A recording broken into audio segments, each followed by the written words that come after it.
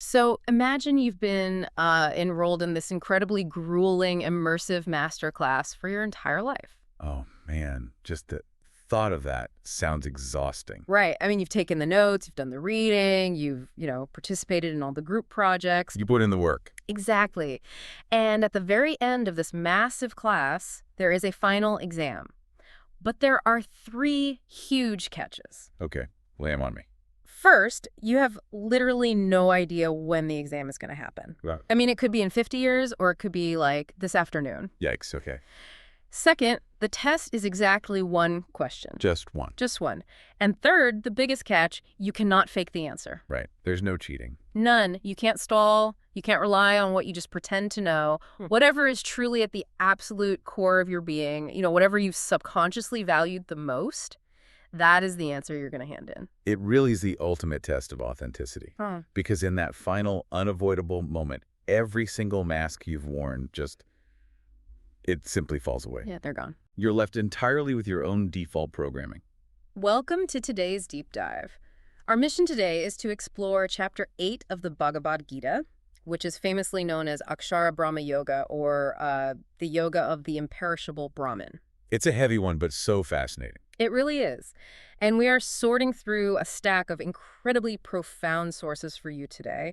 We've got transcripts of these deeply analytical lectures by Vedanta scholars like Swami Sarvapriyananda. And we also have those classical, centuries-old commentaries from ancient thinkers like Adi Shankaracharya. Plus modern guides on how to actually, apply all this stuff to a chaotic modern life. Because what we're really looking at today is the exact moment of death. Yeah, that final exam. Right. Ancient wisdom tells us that your final thought dictates your ultimate destiny. Which sounds terrifying at first.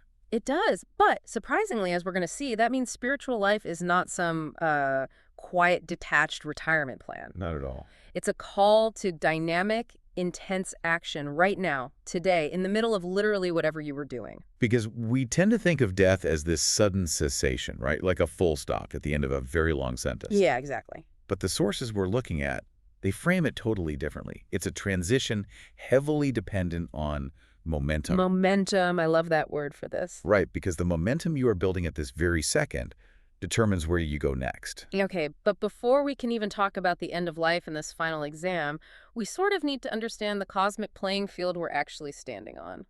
The rules of the game, basically. Yeah. So, Chapter 8 of the Gita opens with the warrior Prince Arjuna asking Krishna 7 huge foundational questions. Arjuna is essentially asking for a definitions check here. Right. He's pausing the lesson. He has to. I mean, he's been hit with a lot of heavy, abstract philosophy in the previous chapters, and he wants to clarify the fundamental architecture of reality. Which is fair. Very fair. So he asks things like, what is Brahman? What is Adhyatma? What is karma? And what is Adhyajna? Okay, let's unpack this. Let's take those one by one, starting with Brahman. Good place to start. If we break these down, we get the map of existence, according to Vedanta. So Brahman is defined as the supreme, imperishable reality. The imperishable reality. Right. It's the absolute truth, the changeless consciousness that serves as the infinite canvas for the entire universe. Okay, let's use the sources here because they give us this brilliant mud pot analogy to explain Brahman, and it makes this massive abstract concept so tangible. Oh, I love the mud pot analogy. Go for it. So imagine you have a room completely filled with clay pots. You Yep. have huge urns, you have tiny teacups, beautifully painted vases, and, shattered shards on the floor. All different shapes and sizes. Exactly. They're constantly changing forms. They get molded, they dry, they hold water. Eventually, they get smashed. Right. But the mud, the clay itself, that is the essential, unchanging reality of all those ever-changing pots. Because without the mud, the pot doesn't even exist. Exactly. Just like the mud is the truth of the pot, Brahman is the unchanging reality behind this entire wildly shifting universe of, galaxies and planets and people. The form is temporary, but the substance is eternal. Right. So if the universe is the mud, where do I fit in? How does that universal canvas actually relate to the individual?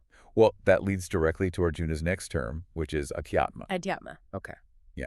Adhyatma is how that infinite universal presence expresses itself within the boundaries of the individual. So it's like my specific pot. Exactly. It's the individual soul or consciousness. It's that undeniable feeling of I am that you carry with you from childhood all the way to old age. Even as your body and your personality constantly change over the years. Exactly. The I am stays the same. Okay, so what drives those changes then? Because Arjuna asks about karma next. And I have to say, I always thought of karma in the very colloquial Western sense. Like what goes around comes around. Yeah, exactly. Like if I steal a candy bar, I'm going to get a flat tire tomorrow. Cosmic payback. Right, that's how we usually use it. But the sources clarify that Krishna defines karma much more broadly here. He describes it as the creative force, the action that brings about the manifestation of all beings. Oh, so it's not just punishment and reward. No, it's the engine of creation and sustenance. It's the underlying law of cause and effect that keeps the entire material universe in motion. Just constantly producing new forms and new experiences. Exactly. It's what keeps the wheel turning. All right, so we have the universal canvas of Brahman, we have my individual soul as Adhyatma, and we have karma acting as the engine driving the whole thing. You're tracking perfectly. But the sources mention a fourth concept, adhyajna, and I really struggled with this one. It's a tricky one. It sounds like it means the divine is actually physically inside of us. You're hitting on the most intimate concept in this whole framework.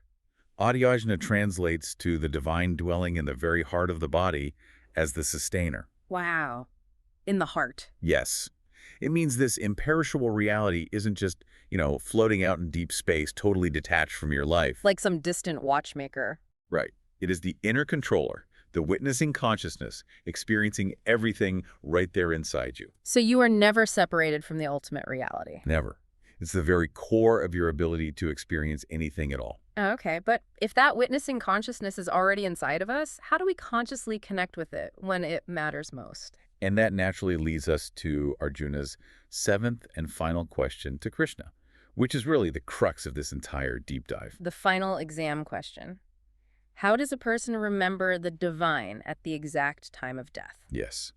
And Krishna answers this with a stark, unwavering law of consciousness. He doesn't sugarcoat it. He really doesn't. He states that whatever object a person thinks of at the final moment of leaving the body, they attain that exact state, period. Wow. Just period. No exceptions. No ambiguity at all. Whatever deeply occupies your consciousness as you cross that threshold, that is the trajectory your soul takes for its next destination. The sources give a really intense cautionary tale about this, actually. The story of King Bharata. Oh, yeah. That story is wild. It is. So Bharata was this great king who basically did the whole retirement plan thing perfectly. The ideal spiritual retiree. Right.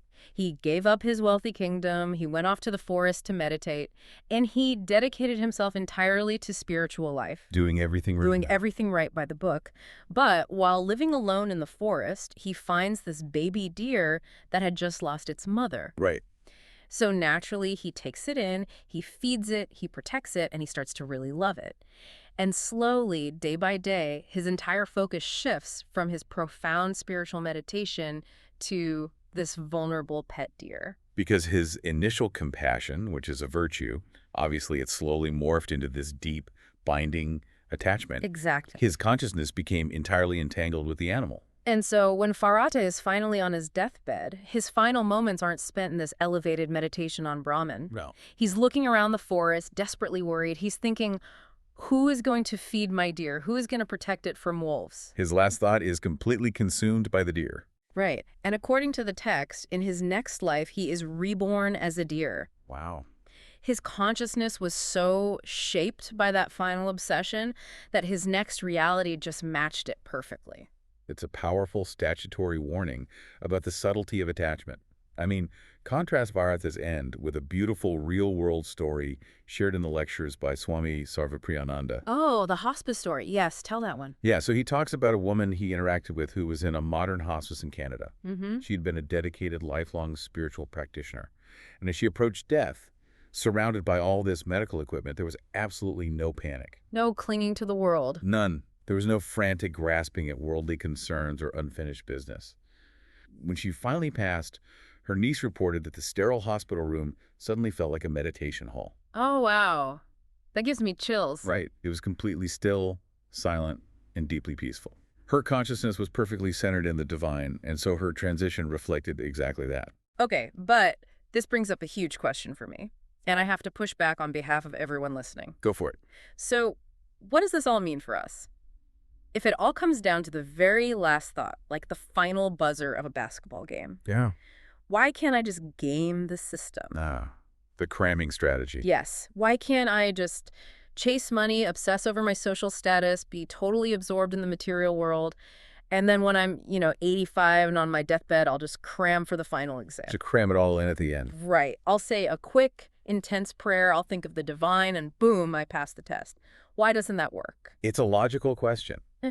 But the answer is that cramming for death is physiologically and psychologically impossible. Impossible. Completely. Right. We have to remember what the actual process of dying entails for most people. Right. It's not like the movies. Exactly.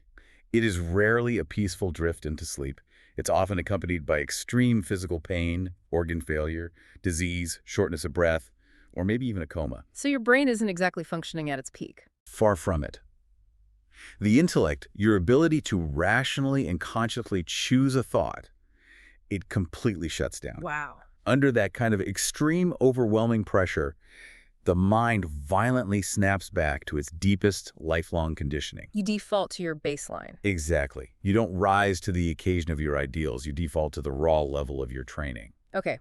The sources have this brilliant and honestly slightly terrifying analogy from the 19th century mystic Sri Ramakrishna to illustrate exactly this. The parrot analogy. Yes, the singing parrot. So Ramakrishna talks about a parrot that lives in a cage. When it's sitting comfortably, well-fed, safe, and relaxed, it beautifully repeats the holy names its owner taught it. Just singing away. Right. Hare Krishna, Hare Rama. It sounds incredibly spiritual and elevated. Sure does. But the second a feral cat sneaks up and grabs the parrot in its jaws, it completely forgets the holy names.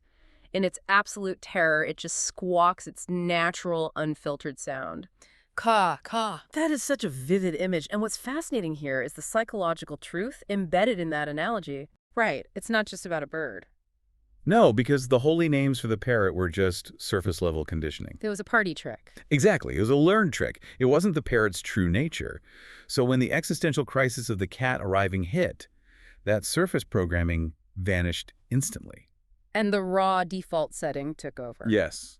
Your dying thought isn't a random lottery pull that you can manipulate at the last second. It is the unavoidable culmination of what you truly valued throughout your whole life. What you secretly obsessed over. Right, where you repeatedly directed your attention during your waking hours. There's another story from Adi Shankaracharya that hits this exact same nerve. Oh, the scholar by the river. Yes. He's walking by a river in Varanasi, and he sees this old scholar furiously memorizing complex Sanskrit grammar rules. Just grinding away at textbooks. Exactly. Repeating these academic formulas over and over, trying to perfect his worldly knowledge. And Shankaracharya looks at him with deep pity. Because he knows it won't help him. Right. He composes this famous hymn, the Bhaja Govindam, where he essentially says, "Worship the divine, you foolish one, because when the hour of death draws near, all your rules of grammar will profit you absolutely nothing." A thing at all. Oh. All those surface-level accomplishments, the academic accolades, the arguments you won on the internet, your stock portfolio. All the stuff we stress about every day. When the cat of death grabs you, none of that will sustain your mind. So true. If your mind is habituated to daily worry, you will die worrying. If your mind is habituated to calculating money, you will die calculating money. It's just muscle memory. Exactly. In fact, Swami Sarapriyananda noted from his conversations with nurses in emergency rooms, medical professionals frequently see this. They see people whose dying words are frantic directions to their kids about where they stashed cash under a floorboard. Oh my God. That's so sad. It is, but it proves the point. The mind goes to whatever you trained it to care about. Okay, so if the cat of crisis forces us back to our baseline programming, how do we permanently upgrade that programming? That's the million-dollar question. Because normally, I might read a book like the Gita, I meditate for 10 minutes, I feel incredibly peaceful, and then I completely lose my temper the second I hit rush hour traffic. We all do. And that fluctuation is exactly what Sri Ramakrishna addresses with his analogy of the elephant bath. Okay, tell me about the elephant. He says the human mind is like a mad elephant. You can take an elephant to the river, scrub it completely clean, and make it look pristine. That's my 10 minutes of morning meditation. Exactly. But the moment the elephant steps out of the water, it immediately rolls in the dust and mud, covering itself in dirt all over again. Because it's an elephant. That's what they do. Right. So the only way to keep the elephant clean is to bathe it and then immediately lock it in a clean stable. Ah. The mind has to be secured through constant daily practice. Otherwise, it just rolls in the mud of worldly anxieties the second it leaves the meditation cushion. But wait, if we have to constantly lock the elephant in the stable, does that mean I need to, like, abandon my family, quit my job, and move to a cave in the Himalayas to prepare for this exam? Not at all. And this is perhaps the most empowering message in Chapter 8. Okay, good, because I have a mortgage. Well, don't pack your bags yet. Krishna doesn't tell Arjuna to drop his weapons and run away to a monastery. He gives him a very specific, challenging command, Mam Anusmara Yudhyacha. Which translates to? Remember me and fight the battle. Oh, wow. Remember me and fight the battle. Yes. Here's where it gets really interesting. Because spiritual life isn't a retirement program where you just check out of reality. Nope. It's about acting dynamically in the middle of the chaos while holding on to the center. You don't retreat from the world. You change your operating system within the world.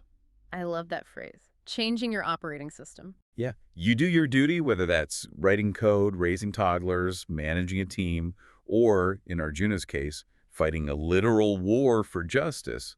But you do it with your background awareness securely anchored in the divine. Ramakrishna gives us these beautiful, really vivid, real-world analogies to explain how this dual focus actually works in practice. He's the king of analogies. He really is. So think of a young child playing around a heavy wooden pillar. Okay. The child is whirling around, spinning super fast, laughing, totally engaged in the thrill of the play, but the child is holding on to that pillar with an absolute death grip. Because if they let go? Exactly, because they know the second they let go of the center, the centrifugal force is going to send them flying, and they'll crack their head open. Right. They can play freely and wildly, but only because they are anchored. It's the anchor that allows for the joyful participation in the world. Without the anchor, the spinning just makes you dizzy, disoriented, and eventually it causes you pain. He also uses the image of village women in India walking home from the river. Oh, this one is great. Right. They have these heavy, stacked pots of water balanced perfectly on their heads. And as they walk, they are gossiping, they're laughing, completely engaged in this animated conversation with their friends. And interacting fully with the world. Completely, fully. But their absolute primary focus, the thing they never actually forget for even a split second, is the balance of that water pot on their head. Because if they lose that subtle background awareness, Everything crashes to the ground. if we synthesize this, we can really think of it like a balance scale. Okay, a scale? Yeah. You have a pan on the left for the world and a pan on the right for your spiritual awareness. Okay. The goal isn't to empty the worldly pan. Because you still have to pay rent, attend meetings, buy groceries. Exactly. You can't ignore the world. The goal is to ensure that the pan on the side of the divine is always heavier. It has to be the gravitational center of your life. It's almost like the muscle memory of driving a car, right? Oh, that's a great modern equivalent. How so? Well, when you're driving down the highway, you're listening to a podcast or a deep dive, like this one. You're talking to your passenger, you're looking at the scenery. They're multitasking. Right. You are engaged in multiple complex tasks, but your primary overriding awareness is always on the road. Because it has to be. Exactly. Because if a deer jumps out, the radio and the conversation instantly vanish from your attention, and 100% of your focus instinctively goes to the brakes. Your primary priority dictates your reaction in a crisis. Yes. And that muscle memory is exactly how you train for the final moment, by making the divine your primary priority in the background of everyday life. So when the ultimate crisis of death arrives, Your mind doesn't scatter to the radio or the conversation. It instantly locks onto its primary anchor. wow. Okay, so we're driving the car, we're holding the pillar, we're navigating our individual lives. But what happens after the crash? After the final moment. Yeah, where does the soul actually go? Arjuna's questions ultimately force the sources to zoom way, way out. We have to zoom out to the macro level here. Right. And this brings us to the mind-bending concept of cosmic time in Vedic philosophy. Buckle up for this one, guys. Seriously, the text talks about the day and night of Brahma, the cosmic creator. And the scale here is difficult to even comprehend. How big are we talking? A single day of Brahma lasts for 1,000 yugas, Which means which translates to about 4.32 billion of our human years. 4.32 billion years, Okay. just for one day. Yep. And the night of Brahma is equally long. That is astrophysics level scale. I mean, just to ground that for a second, The entire history of human civilization is a tiny fraction of a drop in that bucket. A blip. A human lifespan of 80 years is basically the blink of a cosmic eye. It really puts the urgency of our spiritual practice into perspective, doesn't it? Definitely. So what happens during this day of Brahma? During this massive day, the entire multitude of beings manifests. We come into physical existence, we live, we die, we are reborn. We play out all our karma. Exactly. And when the night of Brahma falls, the entire universe dissolves back into the unmanifest state. It goes entirely dormant. Until the next day starts. Right. But here is the crucial point the sources emphasize. Yeah. Even this massive, multi-billion-year cycle of creation and destruction is still part of the material-changing universe. Still the mud pots, just on a really big scale. Exactly. The supreme abode, the imperishable Brahman we defined at the very beginning with the mud pot analogy, is completely beyond this cycle. It never manifests, and it never dissolves. It just is. Okay, and to reach that supreme abode and break out of this massive cycle, the text describes two distinct paths of departure for the soul. Yes, the two paths. There's the path of light, which is associated with fire, the sun, daytime, and the bright fortnight of the moon. The waxing moon. Right. And this path leads to ultimate liberation. You reach the imperishable reality, and there is no return to the cycle of birth and death. You're off the wheel. Then there is the path of darkness. This one is associated with smoke, night, and the dark fortnight of the moon. The waning moon. Exactly. And this path leads to the lunar realm's basically temporary heavenly pleasures. You get a vacation based on your good deeds, but eventually you have to return to the mortal world and be reborn. Back into the cycle. But wait, I have to push back here. Go ahead. These texts are ancient, and they are highly, highly specific about the moon phases, the physical sun, and smoke. Very specific. Are we just modernizing this to make ourselves feel better, or did ancient thinkers actually view this as a metaphor? Because if it's literal, and I happen to die at midnight during a new moon, am I doomed to the path of darkness, even if I lived like a saint? That is a great question. And if we connect this to the bigger picture, classical commentators like Adi Shankaracharya explicitly address this. Oh, they do. Yes. They emphasize that while these concepts originated as descriptions of Vedic rituals involving literal fire and smoke, in the context of the Gita, they are profound metaphors for the state of our consciousness. Okay, so it's not literally about the clock. Not at all. The yogi who understands these paths is never deluded by the literal time of day. Light represents a life lived in illumination, awareness, and the pursuit of truth. In darkness. Darkness represents a life lived in the fog of ignorance, bound by material attachments and ego. So it's about the inner weather, not the outer weather. That's a great way to put it. If your consciousness is illuminated by spiritual practice, you are on the path of light, regardless of whether it's high noon or pitch black outside when you actually pass away. Exactly. The text reassures us that a lifetime of dedicated practice isn't going to be invalidated by the astronomical bad luck of dying at night. That's a relief. Right. The path you take is paved by the quality of your awareness. Wow. Okay, if we pull all of this together, we've covered incredible ground today. They really have. We started by defining the cosmic playing field, that there is an imperishable reality, Brahman, behind the shifting mud pots of our temporary lives. We learned the stark rule of the final exam. Your last thought dictates your ultimate destiny. And we confronted the hard truth that you simply cannot cram for that exam. No cramming allowed. When the pressure is on, when the cat grabs the parrot, surface-level spiritual window dressing falls apart. You will revert to whatever you spent your life truly valuing. Which means the solution isn't to run away, but to practice the art of dynamic living. Mam anusmara yutyecha. Remember the center and fight the battle of your life. Yes, you have to be the village woman, actively engaging in the world while perfectly balancing that water pot of divine awareness on your head. Because that daily practice is the only way to ensure that the scale of your mind tips toward the light when it finally matters.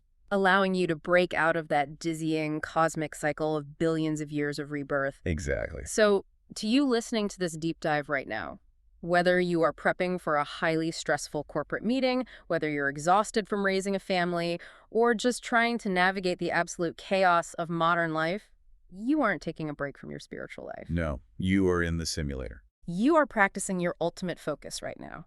Every single day, every frustrating email, every moment of traffic is a rehearsal for that final moment. It's a profound responsibility, but also, it's an incredible opportunity to infuse everyday mundane actions with ultimate cosmic meaning. It really is.